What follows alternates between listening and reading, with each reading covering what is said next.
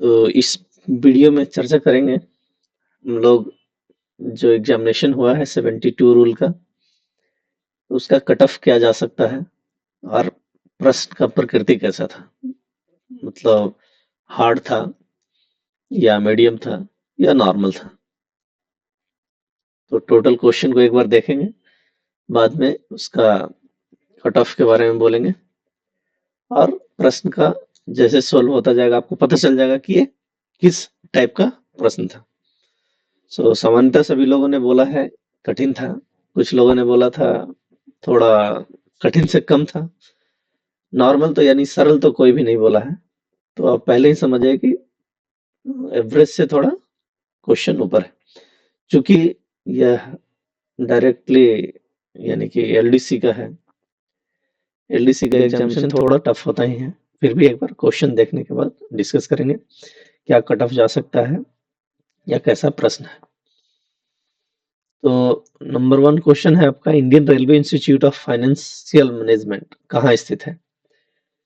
Indian railway institute of financial management, ये reform आपको मालूम होगा सभी को, जो आरपीएफ ट्रेनिंग सेंटर मौलाली को जानते होंगे, ठीक उसके बगल में है ये। तो यह सिकंदराबाद में है और ऑप्शन जो भी बी लगाए होंगे सिकंदराबाद सही ऑप्शन है। दूसरा क्वेश्चन है, निम्नलिखित में से कौन सा निर्देश बल सदस्यों को रेलवे सुरक्षा विशेष बल से रेलवे सुरक्षा बल में स्थानांतरित करने और इसके विपरीत से संबंधित है? तो ट्रांसफर से रिलेटेड बहुत ही बड़ा डायरेक्टिव था और वह डायरेक्टिव 60 था। नेक्स्ट है, निम्नलिखित में से कौन सा यूनेस्को विश्व विरासत स्थल नहीं है? वर्ल्ड हेरिटेज में आप देख लीजिए, एलिफेंटा का गुफा है, अजंता है, एलोरा है, उदयगिरी नहीं है। तो आप यूनेस्को का जो वर्ल्ड हेरिटेज साइट है वो भी ध्यान में रखेंगे जब नेक्स्ट जो एग्जामिनेशन होगा उसमें। जनरली जो प्रश्न है लगभग प्रोफेशनल से 42 था ही, जीके से 10 है और रीजनिंग से लगता है 9 या 10 समझ लीजिए। मैथ भी लगभग 10 था और राजभाषा भी तो 8 पूछना ही है। तो ये ज्यादा कुछ चेंजेस नहीं है। प्रोफेशनल में कुछ ऐसा जैसे एब्रिविएशन वगैरह पूछ दिया है वो देख लेना है खाली। नेक्स्ट क्वेश्चन है, निम्नलिखित में से कौन सा देश समूह I2 और U2 समूह से संबंधित है? तो आई से स्टार्ट होने वाला नाम आपका भारत, इंडिया, इजराइल, संयुक्त अरब अमीरात और यूएसए। सो जब अगला एग्जामिनेशन के लिए प्रिपरेशन करेंगे तो जितने ग्रुप हैं G20 या फिर आपका यूएन का या फिर यूनेस्को वगैरह, ये पूरा हम लोग देख लेंगे और रिवीजन करना है इसको, क्योंकि कहाँ से पूछ सकता है ये आप नहीं बता सकते। तो जो वर्ल्ड समूह है उनको भी ध्यान में रखेंगे। आंसर डी है। नेक्स्ट है, कार्यस्थल पर महिलाओं का यौन उत्पीड़न रोकथाम निषेध निवारण अधिनियम 2013 के तहत अध्यक्ष का मतलब क्या है? तो जो कंप्लेंट समिति का अध्यक्ष होते हैं उन्हीं को अध्यक्ष होते हैं। ये डायरेक्टली क्वेश्चन 8 से है, इसका ऑप्शन ए है। नेक्स्ट है, यदि कोई व्यक्ति किसी रेलगाड़ी में या रेलवे के किसी भाग पर जानबूझकर या किसी प्रतिहेतु के बिना रेल प्रशासन द्वारा प्रदान की गई किसी भी सुख सुविधा में बाधा डालता है जिससे कि किसी यात्री की आरामदायक यात्रा प्रभावित होती है, तो उल्लंघन करता है। तो रेटिंग आपका 145, ये भी डायरेक्टली सेक्शन से दे दिया है, जो सेक्शन में लिखा हुआ है ए बी एंड सी। अब यह है कि प्रचलन में ज्यादा ड्रंकनेस और आपका न्यूसेंस करते हैं, लेकिन ऑप्शन सी यहाँ पे सही होगा। तो अंदर भी पढ़ना है, हर एक का खाली हेडिंग पढ़ के छोड़ नहीं देना है। ये तो सामान्य क्वेश्चन है, निम्नलिखित में से कौन से मिट्टी भारी वर्षा के कारण तीव्र निशालन का परिणाम है? तो ये लैटेराइट मिट्टी है। नेक्स्ट है, RFID का फुल फॉर्म क्या है? तो ये कई बार रिवीजन किए हैं आप लोगों ने, रेडियो फ्रीक्वेंसी आइडेंटिफिकेशन। और जब आप BDDS वाले क्लास पढ़ते हैं या डिजास्टर मैनेजमेंट वाले, उसमें इसको रखते हैं। नेक्स्ट है, निम्नलिखित में से किस राज्य की राज्य भाषा अंग्रेजी नहीं है? तो जनरली नॉर्थ ईस्टर्न रीजन में सभी में अंग्रेजी है, एक असम में आपका अंग्रेजी नहीं है, उनका राजभाषा। नेक्स्ट है, ये रीजनिंग का क्वेश्चन हो गया, इसको तो आप देख लीजिए डायरेक्टली। डायरेक्शन चेंज हो रहा है आपका। अच्छा, बाहर वाले का अलग हो रहा है, अंदर वाले का अलग हो रहा है। सिमिलरली इधर देखिए, बाहर वाले का भी और अंदर वाले का भी चेक करेंगे। ये क्लॉकवाइज है और अंदर वाला एंटी क्लॉकवाइज है, तो सिमिलरली हो जाएगा यहाँ पे आपका ये नीचे वाला चेंज होगा इधर और ऊपर वाला डायरेक्शन में। तो रीजनिंग से भी सरल क्वेश्चन है, ज्यादा कठिन नहीं है, लेकिन प्रैक्टिस का बात है। तो आपका ऑप्शन नंबर सी सही हो जाएगा। नेक्स्ट है, दो संख्याओं का लघुत्तम समावर्तक 96 है और महत्तम समावर्तक एलसीएम 96 है और एचसीएफ 8 है, और दो संख्याओं में एक 32 है, तो दूसरा क्या होगा? तो दूसरा होने के लिए आप 96 इंटू 8 करते हैं और जो एक्स का वैल्यू आएगा वही होगा। तो आप देख लीजिए, 2496। सरल क्वेश्चन है कुछ, लेकिन जो प्रैक्टिस में रहते हैं या जिनको मैथ से बैकग्राउंड है, साइंस से बैकग्राउंड है, उनको ठीक है, अदरवाइज तो क्वेश्चन थोड़ा टफ है। तो मैथ वाला पोर्शन को फिर से डिस्कस कर लेंगे, लेकिन कुछ ऐसा रीजनिंग या मैथ रहने से थोड़ा चर्चा करता हुआ जाएंगे। नेक्स्ट है, एक आदमी शाम को अपनी कार्यालय समाप्त करने के बाद सूर्य की ओर, शाम मतलब सूर्य वेस्ट में होगा, मुख करके चलता है, तो समझिए कि वेस्ट की तरफ मुंह करके चल रहा है वो, ठीक है। फिर वह अपने दाईं ओर मुड़ जाता है, दाईं मतलब राइट साइड में, यानी नॉर्थ की तरफ चला गया, और फिर वह अपने बाएं मुड़, अच्छा, तो ये बायां दायां करके फिर से डायरेक्शन अपने दाएं में मुड़ता है, और फिर ओके, तो जिस डायरेक्शन में जा रहा था उसी डायरेक्शन में जाएगा। तो ये तो सिंपल प्रश्न है, आप प्रैक्टिस किए होंगे, आराम से बना सकते हैं। नेक्स्ट है, ये संविधान का कौन सा अनुच्छेद सर्वोच्च न्यायालय और उच्च न्यायालय में प्रयोग किए जाने वाली भाषाओं से संबंधित है? ये तो 348 है। और एक क्वेश्चन शायद दिखा था इसमें कि सुप्रीम कोर्ट में या हाई कोर्ट में केवल इंग्लिश ही चलेगा, हिंदी नहीं, राजभाषा क्या है वो भी देखेंगे। राजभाषा से भी प्रश्न है, कुछ तो डायरेक्टली है, कुछ घुमा के भी दिया गया है, उसको भी आप लोग ध्यान दे देंगे। नेक्स्ट है, निम्नलिखित में से किस राष्ट्रीय खेल किसने राष्ट्रीय खेल 2023 में तीरंदाजी में स्वर्ण पदक लिए हैं? तो ये दीपिका कुमारी ने लिए, मतलब स्पोर्ट्स भी टच किए हैं, स्पोर्ट्स का भी क्वेश्चन रहना ही चाहिए।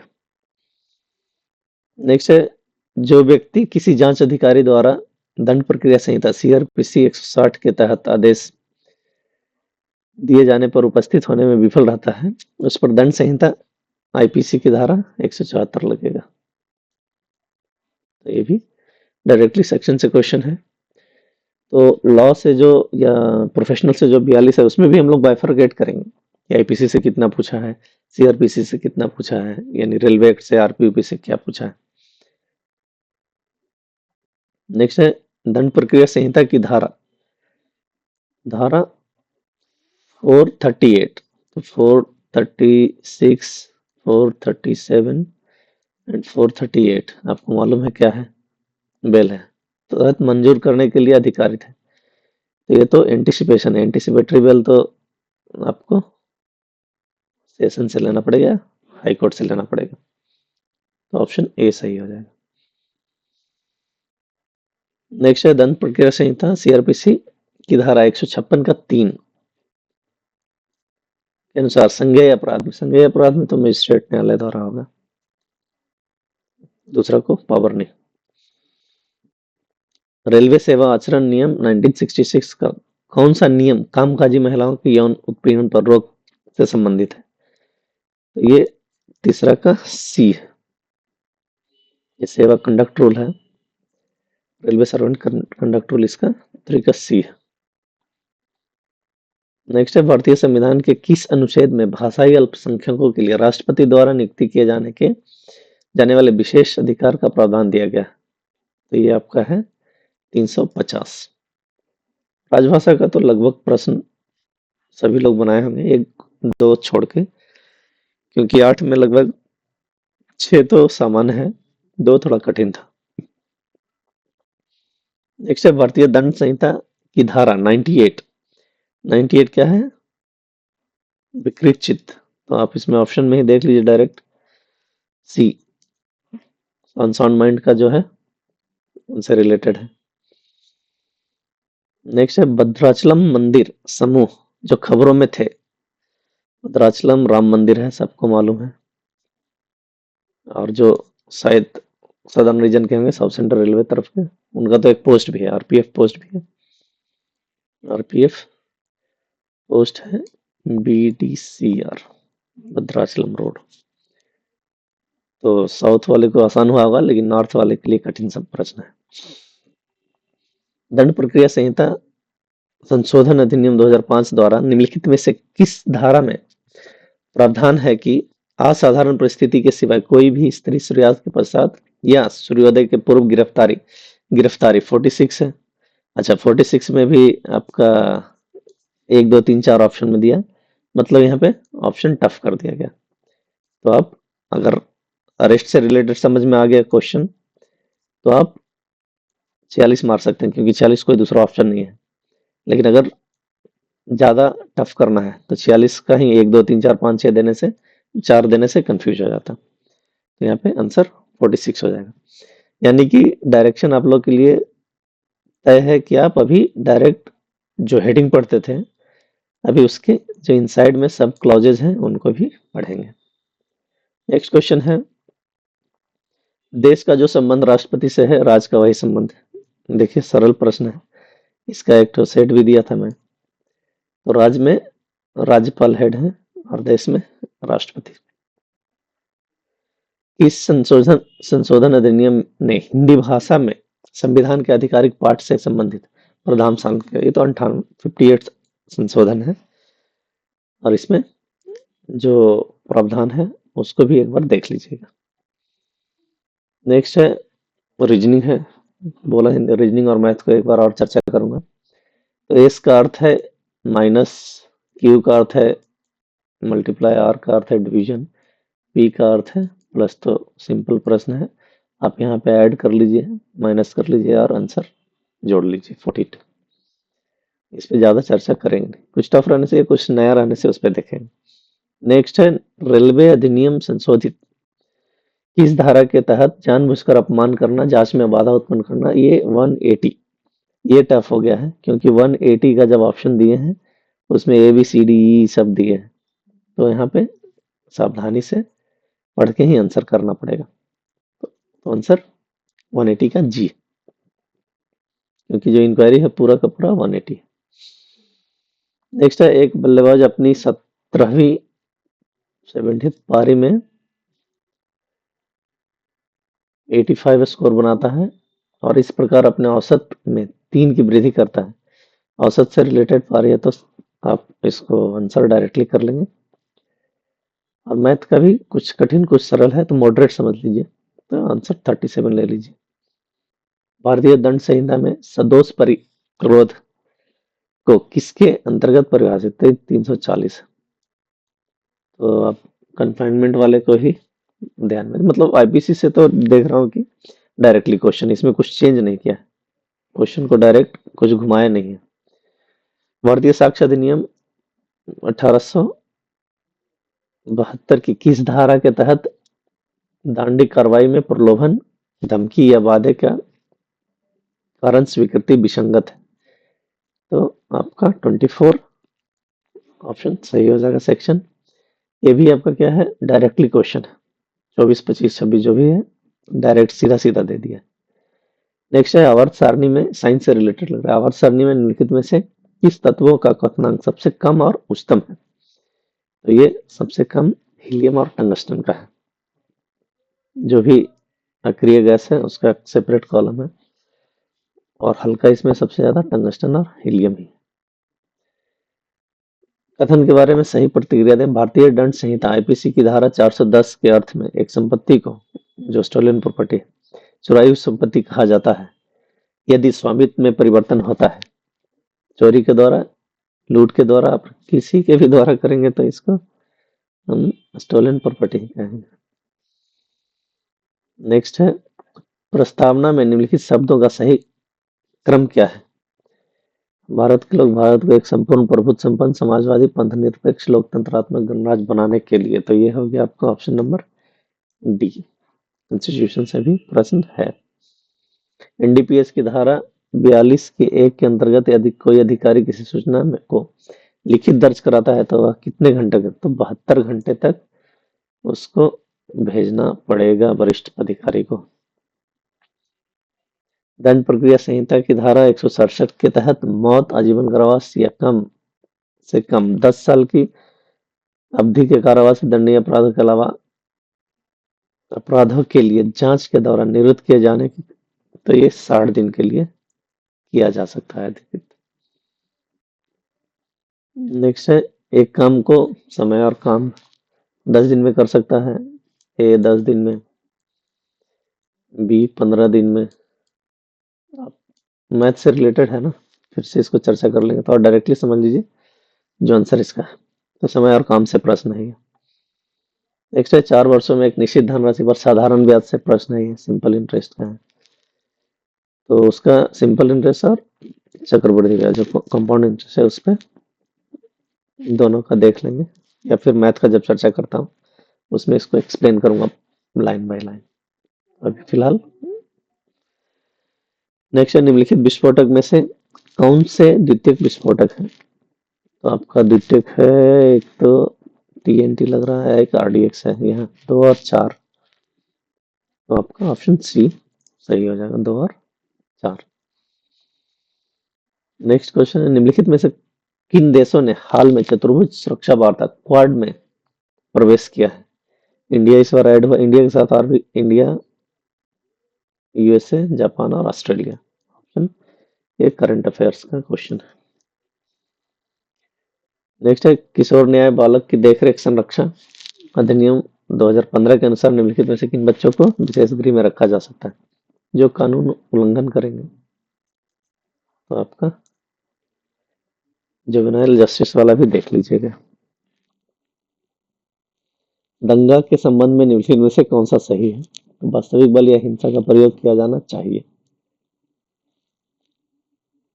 नेक्स्ट है, रेलवे संपत्ति विधि विरुद्ध कब्जा अधिनियम के किस धारा में प्रावधान है कि यदि बल अधिकारी, ये तो आपको टफ कर दिया गया है क्योंकि जांच से रिलेटेड 2 ऑप्शन दे दिया है। अगर इंक्वायरी का ऑप्शन रहने से, एक रहने से आप कर सकते थे, 2 देने से आपको कंफ्यूज कर दिया कि पहला है या दूसरा। पहला तो चलो ठीक है, दूसरा में भी उसका सब क्लॉज है, तो इसलिए आरपीयूपी तो पूरा लाइन बाय लाइन ही पड़ जाएंगे। हम है सेक्शन 16 ही है, उसका सब क्लॉज के साथ देख लेंगे। तो आंसर डी है। भारतीय दंड संहिता आईपीसी में दी गई परिभाषा के संदर्भ में निम्नलिखित में से कौन सा सम्मिलित है या गलत है? तो आप देख लीजिए, मुनवाल पुट्टी पुट्टी, अच्छा गलत है, तो ये यहाँ पे देख लीजिए। तो डेफिनेशन सेक्शन आप 21 से लेके पूरा जो भी प्रश्न पूछा है आईपीसी का कम से कम, तो डायरेक्ट है वो। बाकी का तो थोड़ा रोटे घुमाया है, लेकिन आईपीसी का सीधा सीधा क्वेश्चन है, और आईपीसी पे भी ध्यान देने का जरूरत है। निम्नलिखित श्रृंखला में लुप्त संख्या ज्ञात कीजिए। रजनी का है 3, 15, 63, अब बीच में 35 आएगा, हम चर्चा कर लेंगे। रेल संपत्ति विधि विरुद्ध कब्जा अधिनियम के किस धारा के तहत बल अधिकारी के पास व्यक्तियों को साक्ष्य देने या दस्तावेज करने? सेक्शन 9 कहता है summon to give evidence and produce document, तो 9 है, डायरेक्ट क्वेश्चन है। दंड प्रक्रिया संहिता सीआरपीसी के प्रावधानों के तहत संज्ञान लेने शब्द का अर्थ है मामले में न्यायिक रूप से संज्ञान लेना, तो आपका कॉग्निजेंस लेने का मतलब है सी। पास नियम में परिचर अटेंडेंट का अर्थ है, अटेंडेंट कोई भी एक आपका जो व्यक्ति जो आपके यहाँ सेवक के रूप में, नौकर के रूप में काम करना, किसी कर्मचारी के घरेलू नहीं, कर्मचारी का कोई रिश्तेदार नहीं, दिए गए एप्रिल में से कोई नहीं। कर्मचारी ये है, सी डी ऑप्शन हो जाएगा। नेक्स्ट है हिंदी भाषा की संवैधानिक स्थिति के संबंध में निम्नलिखित में से कौन सा सत्य है? तो देवनागरी लिपि में अंकों का नहीं नहीं ये नहीं होगा, ये तो रोमन होना है। लिपि देवनागरी है लेकिन इंग्लिश रोमन वाला हो जाएगा। और दूसरा यह निर्णय लिया गया कि संविधान के प्रारंभ में 10 वर्ष तक, दोनों गलत हो जाएगा आंसर। एक निम्नलिखित में से कौन सा सत्य है? किसी राज्य की विधायिका राज्य में उपयोग में आने वाली किसी एक या अधिक भाषाओं या हिंदी को उस राज्य की आधिकारिक भाषा के रूप में स्वीकार कर सकती है। यस। सुप्रीम कोर्ट की कार्रवाई केवल अंग्रेजी, अच्छा यही क्वेश्चन था, अंग्रेजी या हिंदी में की जाएगी, ऐसा नहीं। तो आपका ऑप्शन नंबर सी सही हो जाएगा, ये खाली 1 सही। नेक्स्ट है दंड प्रक्रिया संहिता की धारा 82 82 प्रोक्लेम्ड ऑफेंडर, उद्घोषणा जिसमें एक व्यक्ति की उपस्थिति होने की आवश्यकता होती है को प्रकाशित किया जाना चाहिए, 1 महीने के अंदर आना पड़ेगा, 30 दिन। नेक्स्ट है स्थानांतरण भुगतान एक ऐसा भुगतान है जिसके लिए कोई सेवा या सामान प्रदान नहीं किया जाता, ट्रांसफर का जरूरत नहीं। नेक्स्ट, सुरेंद्र 18 किलोमीटर प्रति घंटा की रफ्तार से साइकिल की दूरी तय करता है। तो सेम वही मैथ का क्वेश्चन और सिंपल क्वेश्चन है, आपको चाल बराबर दूरी बटा समय होगा याद, उस पर बैठाना है और आंसर आपको आसानी से मिलेगा। फिर भी मैथ को हम लोग और रीजनिंग को सेपरेट करेंगे। प्ली बार्गेनिंग के मामले में न्यायालय द्वारा निर्णय संविधान के अनुच्छेद 136 के तहत विशेष इजायत याचिका अनुच्छेद 226 227 के तहत रीट याचिका को छोड़कर अंतिम और कोई अपील नहीं। अगर प्ली बार्गेनिंग करते हैं, आपका 265 है मेरे ख्याल से, तो कोई अपील उसमें होने का चांस नहीं। एक बार आप कमिट कर दिए, सब गलती हो गया, मजिस्ट्रेट फाइन कर दिया, वहीं पे अभी अपील का चांसेस नहीं। भारतीय साक्ष्य अधिनियम के किस धारा के तहत मृत्युकालिक कथन सुसंगत है? तो डाइंग डिक्लेरेशन आपको बोले हैं 32, और उसमें भी पूछे तो 32 का 1 बताना है, इसमें नॉर्मल है 32 डायरेक्टली है ये। राष्ट्रीय मानवाधिकार आयोग के वर्तमान अध्यक्ष है मिश्रा जी, न्यायमूर्ति अरुण कुमार मिश्रा, आपका ऑप्शन डी हो जाएगा। 2003 में 92 संविधान संशोधन द्वारा कौन सी भाषाएं जोड़ी गई? कई बार बोला कि ये पूछ सकता है, मैथिली, डोगरी, बोडो और संथाली, ये 4 ऐड किया गया। नेक्स्ट है 2 साल के लिए 9% वार्षिक ब्याज की दर से साधारण ब्याज, सिंपल इंटरेस्ट एंड चक्रवृद्धि ब्याज का क्वेश्चन, आप इसको ऑप्शन 8.1, तो इसको भी देख लेंगे मैथ वाले में। प्रचंड नाम है, तो ये एक हेलीकॉप्टर है जो HAL द्वारा निर्मित multi role light attack helicopter है ये। नेक्स्ट है which of the following register provided register for shortage from seal intact wagon, तो इसका इनवर्ड और आउटवर्ड दो रजिस्टर है, इसको चर्चा भी की हम लोग, तो ये हो जाएगा 14 नंबर C14, और आउटवर्ड रहता तो C50। नेक्स्ट है एक व्यक्ति आपको 1 सेकंड में 12 मीटर की दूरी तय करता है, फिर से वही चाल बराबर दूरी बटा समय, आप इसको कर सकते हैं सरलता से, इसको भी हम लोग देखेंगे। नेक्स्ट है रेलवे अधिनियम की किस धारा के अनुसार ट्रेन की छत, सीढ़ी या इंजन पर यात्रा करना, तो फुटबॉल ट्रैवलिंग आपको मालूम है, ये हो जाएगा 156। एक घड़ी प्रत्येक 24 घंटे में 10 मिनट आगे बढ़ जाती है, और इसे सोमवार को 8 बजे ठीक समय से के साथ मिलाकर अगले बुधवार को सही समय क्या होगा? आप +10 करता हुआ जाएंगे, तो आपका ऑप्शन, फिर भी ये हम चर्चा कर लेंगे। देखिए which one of the following sentences is incorrect with regard to kidnapping. तो बाकी सभी सही है। एक तो kidnapping is involve to use force, compulsion और deception, where as abduction involves the victim being simply taken away. नहीं, ऑप्शन नंबर बी हो जाएगा आपका सही। आपदा प्रबंधन अधिनियम 2005 के किस धारा के तहत कोई व्यक्ति दंडनीय है यदि वह अधिनियम के तहत राष्ट्रीय प्राधिकरण या राज्य प्राधिकरण या जिला प्राधिकरण द्वारा अधिकृत किसी सरकारी कर्मचारी को उनके कार्य निर्वहन में बाधा डालता है? तो आपदा प्रबंधन का 51 है। नेक्स्ट है, जानकारी का ध्यानपूर्वक पढ़ें। क्या है? A B C D E F G H 8 छात्र हैं, प्रत्येक की ऊंचाई अलग अलग है। आपको रीजनिंग का क्वेश्चन है। डी ए से छोटा है। आपको बोला था कि एक बॉर्डर लाइन बनाएंगे, ऊपर वाले को नीचे वाले को अलग अलग करेंगे। डी ए से छोटा है, मतलब ए ऊपर रहेगा डी नीचे रहेगा, लेकिन जी से लंबा है। तो आपको ऐसा एमएल करके बता देंगे। ऑप्शन नंबर सी सही हो जाएगा। तो रीजनिंग का भी क्वेश्चन है, थोड़ा सरल ही, लेकिन ध्यान देने वाली बात है। भारतीय राष्ट्रीय कांग्रेस की अध्यक्ष बनने वाली प्रथम महिला सरोजिनी नायडू है। कभी कभी आप एनिवर्सरी में कंफ्यूज करेंगे, तो ध्यान दीजिएगा, सरोजिनी नायडू। दंड प्रक्रिया संहिता की कौन सी धारा बंदी प्रत्यक्षकरण रीट की भूमिका निभाती है? 97। सीधा सीधा क्वेश्चन। किसी कोड भाषा में KRISS को LTW लिखा गया है। कोड बोला था के को एल लिखा जाता है, तो आपका उसी भाषा में RADHA को क्या लिखा जाएगा? सेम कोड का प्रयोग कीजिए ABCD से, आंसर आपका सी हो जाएगा। के के लिए एल है, तो आपका चेक करना है किसका कितना बढ़ रहा है या घट रहा है। नेक्स्ट है, एक वस्तु 240 में 20% की हानि लाभ है हानि यानी प्रॉफिट एंड लॉस का प्रश्न आपको डायरेक्ट फॉर्मूले पे बैठा सकते हैं। इसका भी हम मैथ वाले वीडियो में डिस्कस कर लेंगे। 360 है। Under which section of Indian evidence act cross examination 137 137 में है। डायरेक्ट क्वेश्चन है ये। ए ने बी से कहा कि सी मेरे पिता का भतीजा है, डी मेरे चाचा का बच्चा है, लेकिन सी का भाई नहीं है। ये आपका रीजनिंग से क्वेश्चन है, रिलेशन का। आप ऑप्शन देख लीजिए, कुछ भी सोचने का जरूरत नहीं है, प्रैक्टिस किया हुआ।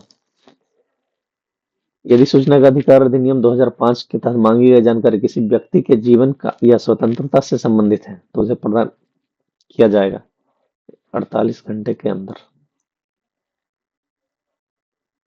भारतीय साक्ष्य अधिनियम के किस धारा के तहत सूचक प्रश्न? Leading question 141। राधा की शादी 6 साल पहले हुई है। मैथ, आज उसकी उम्र, तो आप हम लोग मैथ वाले में देखेंगे। आंसर आप डायरेक्टली देख लीजिए, जिनका सही होगा 3 वर्ष। छात्रों के एक समूह में 70% अंग्रेजी बोलते हैं, 70% इंग्लिश, 65% हिंदी और 27 बोथ। सेम प्रश्न बनाया हुआ है, आप देख लीजिए रीजनिंग का जो हमारा वीडियो रहेगा। फिर भी इसको हम रीजनिंग और मैथ वाले में विशेष डिस्कस करेंगे। रेलवे सुरक्षा बल अधिनियम के किस धारा के तहत प्रत्येक सदस्य को अधिनियम के प्रयोजन के लिए हमेशा ड्यूटी पर माना जाएगा? Section 15, always on duty. भारतीय दंड संहिता की धारा 82 IPC 82 प्रावधान है कि कोई भी काम अपराध नहीं है जो किसी बच्चे द्वारा किया जाता है, उसका उम्र 7 साल से कम होना चाहिए। तो 7 साल से कम ये है, 6 साल, 9 साल, 10 साल, ये ऑप्शन ही नहीं। तो डायरेक्टली क्वेश्चन है आईपीसी का। आईपीसी का तो क्वेश्चन सीधा सीधा ही पूछा है।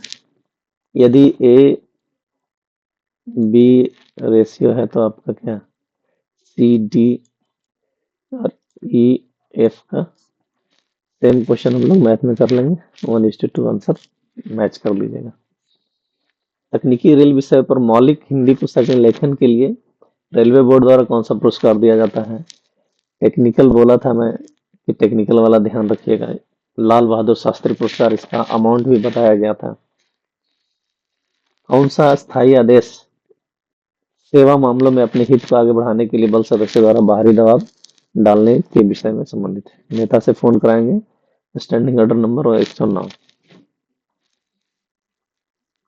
तो नेक्स्ट क्वेश्चन था लैंगिक अपराधों से बालकों का संरक्षण अधिनियम 2012 के अनुसार बालक कौन है?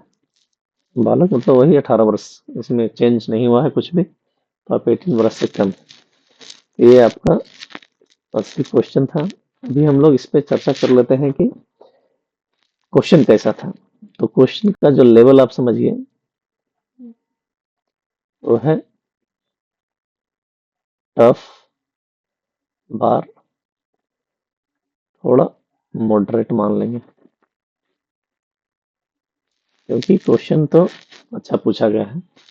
कुछ जो लॉ सेक्शन है आप लोग जो पढ़ते रहे हैं कंटिन्यू, जैसे आईपीसी वाला पोर्शन, इवन सीआरपीसी का पोर्शन या इंडियन एविडेंस एक्ट का पोर्शन, ये तो सरलता से बनाए होंगे। रेलवे एक्ट का भी दो क्वेश्चन, आरपीएफ एक्ट का भी बनाए हैं सही।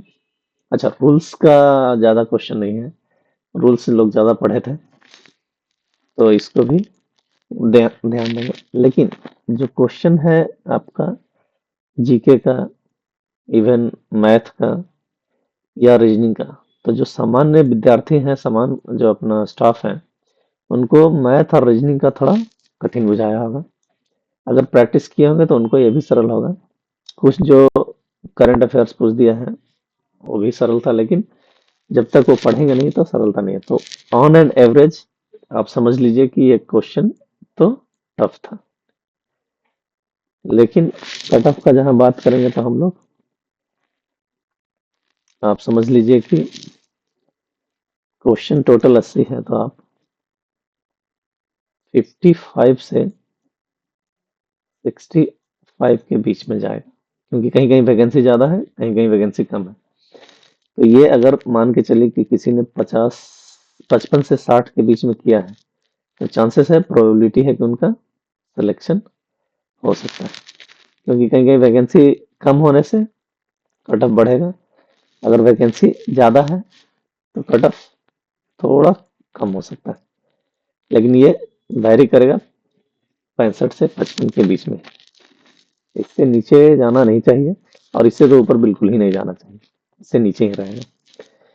सो जिनका भी सिलेक्शन होने वाला या हो गया है उनको समझिए कि आप अच्छा काम किए हैं, बधाई के पात्र हैं। और जिनका नहीं हुआ है उनको फिर से लग जाना है और प्लान करके अच्छे से प्रैक्टिस करना है। So all the best.